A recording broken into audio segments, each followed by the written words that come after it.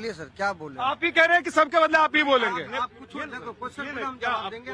Question में पूछूं? आप पूछिए, सब खड़े हैं जवाब देने के लिए। पूछेंगे, आप पूछिए, हम उसका जवाब देंगे। कह रहे कि राम भरोसे कांग्रेस है, कह रहे बीजेपी राम के नाम का इस्तेमाल करती है। इस्तेमाल करना चाहिए, नहीं तो हिंदुत्व खत्म हो गया था, कांग्रेस ने कर दिया था, टोपी खत्म हो गया था। हाँ, यही बात है। जब से मोदी जी आए हैं तभी तो हिंदुत्व बचा हुआ है और राष्ट्र बचा हुआ है। हाँ, ये दोनों काम कर रहे, योगी मोदी जी, राष्ट्र पहले किसके बाद ये।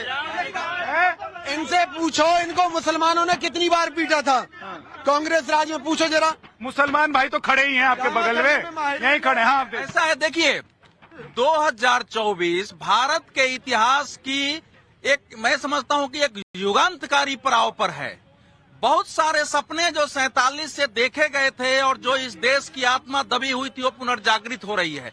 2023 में भारत पहली बार जो हमारा संसद था जो अंग्रेजों का बनाया हुआ, उससे मुक्त होकर के स्वतंत्र भारत के पहले संसद में आएगा, ये सपना था हमारा।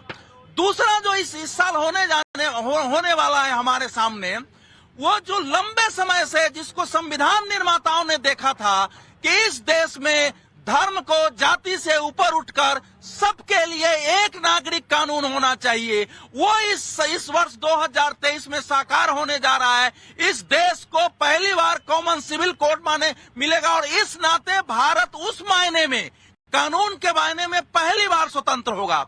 और तीसरी बात जो होने जा रही है, जो भारत को 2023 में G20 की अध्यक्षता मिली है, तो भारत ने उसका एक स्पेशल थीम दिया है दुनिया के लिए कि कैसे वसुधैव कुटुंबकम, समूची दुनिया कैसे उस कीचड़ से निकले हुए कमल के। ये चर्चा तो विदेशी में भी पोलैंड और यूक्रेन गया था, तो चारों तरफ चर्चा हो रही है। भारत उस समय ये एजेंडा दुनिया के सामने जो लाने जा रहा है कि दुनिया की समस्याओं का जो कारण है ये पश्चिमी देशों का संघर्ष और तनाव है, जो भारतीय संस्कृति से निकली हुई विचार है, उससे दुनिया का कल्याण होगा।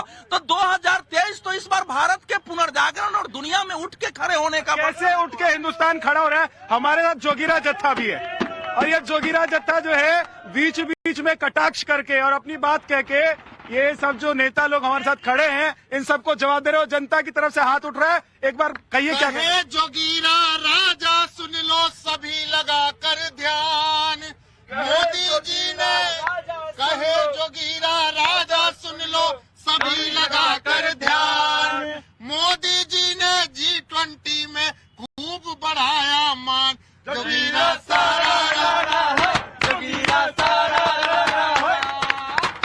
चलिए ठीक है, आइए। हाँ, एक बार फिर से अब जवाब देंगे, तो इनको रिंग में उतार दे क्या? नहीं, रिंग में नहीं, हम ये बोले 1947 के बाद G20 में कोई कांग्रेसी नेता, कोई, चलो चुप रहिए आप मत बोलिए। आप कांग्रेसी को मैं देखता हूँ, एक घूम रहा है पूरा, बांध हो हिंदुस्तान, बांध हो, अपना नहीं बांध सकता, दूसरा हिंदुस्तान का बांध रहा कांग्रेस, राहुल गांधी। सुनिए मुझे बोलिए पब्लिक, हम देंगे तब जीतोगे। अब हम हटा लिए तो हार गए, अब घूम रहे बांध रहे हो पूरा, नहीं बांध सकते। मैं बोलो मैं G20 में आज कोई माई का बिठा रखता था, चीन या कोई उठाकर फेंक देता था। आज देखो मुंबई का लाल 56 इंच का सीना मोदी जी ने बना दिया। कमाल है इनके पैरों की जमीन नहीं, कमाल है इनके नीचे पैरों की जमीन नहीं, और हैरत है इनको इस बात की यकीन नहीं। मैं कांग्रेस की बात कर रहा हूं कि एक दौर हुआ करता था 2014 के पहले, जालीदार टोपी पहन करके एक दौर हुआ करता था कि सबसे बड़ा मुसलमान कौन। अच्छा, हम सब ने देखा है, खास करके मैं बिहार से हूँ और मैं देखा है किस तरह से इफ्तार पार्टी हुआ करता था। वो आज हमें इफ्तार पार्टी गैंग नहीं दिखती है। 2014 के पहले ये सब होता, लेकिन 2014 के बाद ये नहीं हुआ। अब AK एंटनी को कहने के लिए क्यों मजबूर होना पड़ा कि बहुसंख्यकों के लिए सोचनी चाहिए, उनको साथ में लेने की बात, हिंदुओं को साथ में लेने की बात। ऐसा मजबूर इसलिए हो गए कि उन्होंने देख लिया कि मोदी का युग है, मोदी है तो मुमकिन है, इसलिए हम लोग कहते हैं। देखिए, मैं बार बार ये अभी कह रहे थे कि एक नारा चल रहा है कि जो राम को लाए हैं हम उनको लाएंगे।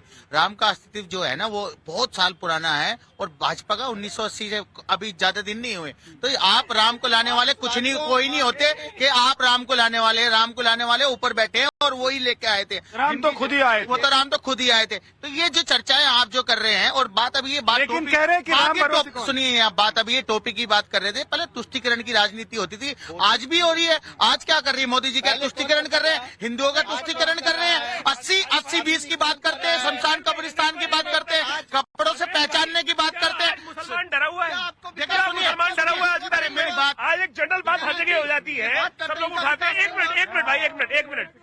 आज पूरे देश में एक सिनेरियो बनाया जा रहा है कि मुसलमान बेचारा डरा हुआ है। आप डरे हुए हो?